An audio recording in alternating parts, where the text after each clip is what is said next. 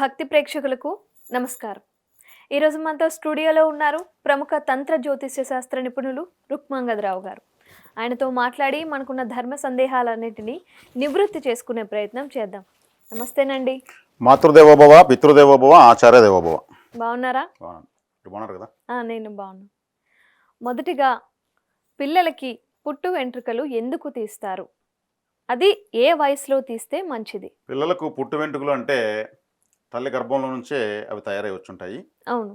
వాటికి కేతుగ్రహము జ్యోతిష్ శాస్త్రంలో కారణమవుతుంది. ఉమ్, వాటికే కాదు, సహజంగా వెంట్రుక అంటేనే కేతుగ్రహం. ఉమ్, కేతువు అంటే తల లేనటువంటి గ్రహం, ఉమ్, హెడ్లెస్ ప్లానెట్. అవును.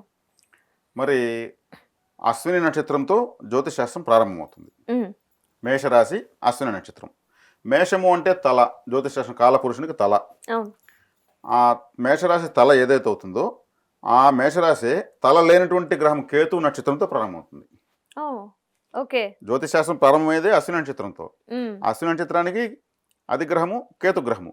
కేతు కేతుకి తలే తల లేదు. ఉండదు. తలే లేని గ్రహంతో తల ఉన్నటువంటి రాశి అయినటువంటి మేషం రాశిలో జ్యోతిష్ శాస్త్రం స్టార్ట్ అవుతుంది. ఉమ్, అంటే జ్యోతిష్ శాస్త్రంలో రాహుకేతులదే అగ్ర తాంబూలం. ఉమ్, వాళ్లకు నక్షత్రాలు అశ్విని, మక, మూల కేతుగ్రహ నక్షత్రాలు.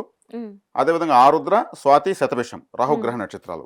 ఈ నక్షత్రాలకు ఈ ప్రతి రాశిలో ఆరుద్ర నక్షత్రానికి మిథున రాశిలో 4 పాదాలు పూర్ణంగా ఉంటాయి. ఉమ్, స్వాతి నక్షత్రానికి తులారాశిలో పూర్ణంగా 4 పాదాలు ఉంటాయి.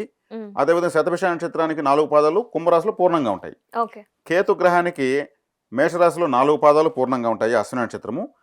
సింహరాశిలో మకా నక్షత్రం 4 పాదాలు పూర్ణంగా ఉంటాయి. ధనుసు రాశిలో మూలా నక్షత్రానికి 4 పాదాలు పూర్ణంగా ఉంటాయి. అంటే ఇక్కడ గురుగ్రహాన్ని తీసుకుంటే నవగ్రహాల్లో గురువుగా కీర్తించబడినటువంటి గురువుకు తీసుకుంటే ఉమ్, అసంపూర్ణంగా 2 రాశుల్లో ఉన్నాయి, ఉమ్, చీల్చబడి ఉన్నాయి.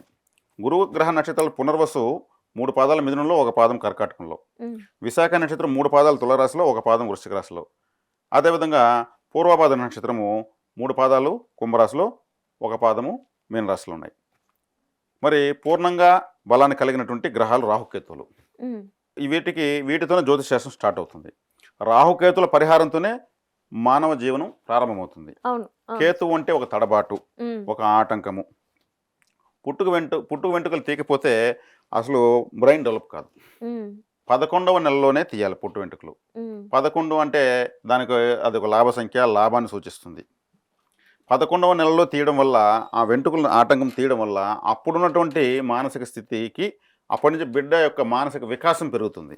ఉమ్, అంటే కేతును తీశారు, ఉమ్, చెవులు కుడతారు కదా, అవునవును. ఆ రంధ్రము అనేది ఏదైనా పడిందంటే ఇది రాహువే. అది ఉమ్హు, కేతువుని తీస్తారు, రాహుని పెడతారు. రాహుని పెట్టి ఆభరణాలు ధరిస్తారు. ఉమ్, అంటే రాహుకేతువుల యొక్క పరిహారాలతోనే జీవితం స్టార్ట్ అవుతుంది. ఉమ్, కాబట్టి మనకు చాలా శక్తివంతమైనవి రాహుకేతువులు. ఉమ్, కాబట్టి కేతుగ్రహము యొక్క అంటే ఆటంకాన్ని వెంట్రుకలు తీయడం ద్వారా ఇతనికి జీవితంలో ఎటువంటి ఆటంకాలు రాకూడదు.